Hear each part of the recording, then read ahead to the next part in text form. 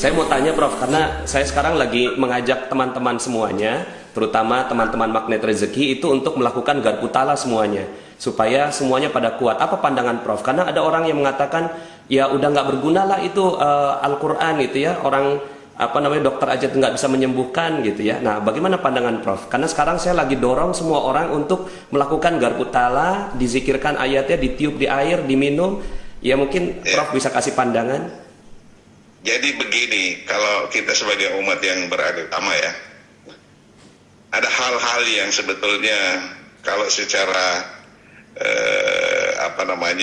pikiran manusia mungkin nggak ketemu ya. Tetapi ada satu hal barangkali rahasia Tuhan yang harusnya ya whatever lah. Dan nggak mungkin kalau saya kira kita umat beragama, kalau kita memohon ya dengan ikhlas, saya kira insya Allah dijabah lah itu doa kita. Nah, sistem garpu tala ini saya kira bagus sekali. Ya kenapa tidak? Ditularkan aja saya kira untuk disampaikan kepada yang lain. Ya asal kita ikuti dan kita lakukan dengan ikhlas, saya kira itu punya manfaat yang luar biasa. Boleh tahu nggak Prof, waktu garpu tala itu dapatkan surat dan ayat berapa Prof? Al-Maidah ya. Al-Maidah ya. Juz 6 ayat 32. Ayat 32. Iya. Tapi tentu ya sekali lagi bahwa yang menentukan kan yang di atas ya. Betul Prof.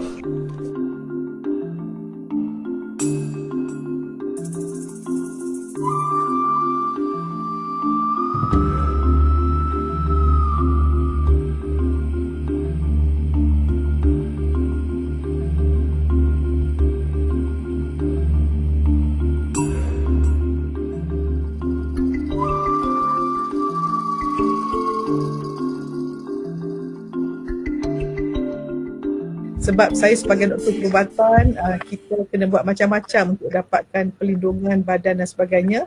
Tetapi saya rasa tidak ada yang lebih besar daripada Al-Quran. So begini, kita ada masalah, Qurannya banyak, hidayahnya banyak, hudalinasnya banyak. Tetapi manakah yang spesifik untuk masalah kita ketika itu? Muka surat mana, mata kita, pergerakan mata, otak, itu pun Allah izinkan. Maka saya rasa ini satu benda boleh digunakan mencari obat spesifik untuk situasi spesifik ketika itu. Kita tepat sasaran insya-Allah.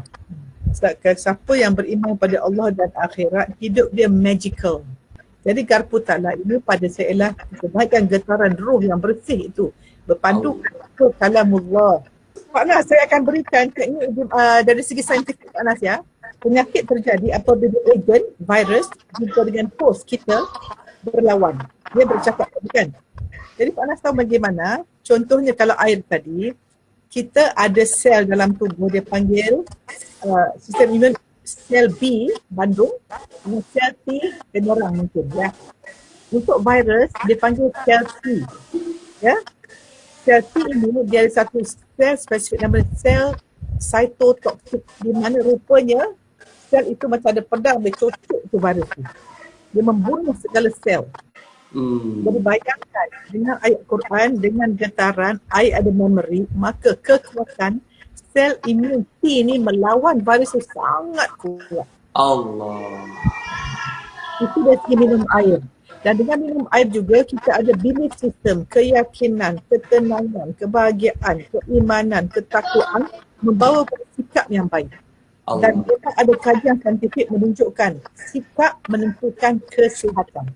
Mana Pak Nas, apabila kita berfikir baik, satu region dia panggil hypothalamus di otak kita yang mengeluarkan releasing hormone yang akan menentukan sistem sel pituitary gland, iaitu tempat di mana semua hormon dihasilkan. Maka hormon ini akan mengeluarkan, dia ada yang stress hormone, ada yang tenang hormone. Okay? So kalau stress hormone, maka efek negatif, kalau tenang hormone dia akan positif. Dan bila hormon ini pergi kepada sel yang 100 bilion sel kita ada Pak Nas, di pintu sel itu ada receptionist. Penerima receptionist ada dua, penerima negatif, penerima positif. Bila kita positif, yakin dengan Allah, yakin Al-Quran, kita selawat, kita doa, kita maafkan orang, bersihkan hati, buang segala penyakit hati, virus hati kita buang, maka reseptor yang baik itu akan menghasilkan messenger yang baik pergi kepada nukleus yang ada bahan genetik, yang ada DNA. Bila kita pergi pada reseptor positif, maka coding genetik kita akan buka untuk menghasilkan protein yang positif. Maknanya kalau dulu orang merasakan genetik menentukan penyakit, itu kesilapan besar. Sebenarnya fikiran, perception, seorang doktor nama Bruce Lipton, dia resign daripada pelajaran profesor di universiti sebab salah ajar. Dulu dia kata genetik menentukan penyakit, sekarang dia discover fikiran, hati, fikiran, emosi menentukan apakah genetik nak dibuka, genetik positif atau genetik positif. Maksudnya genetik hanya alat, tapi penentunya ialah hati kita yang bergantung dengan Allah Azza wa Jalla. Joe Dispenza tajuknya pasal neuroscience. Nanti saya beri tajuk dia. Ya. Okey, terima kasih.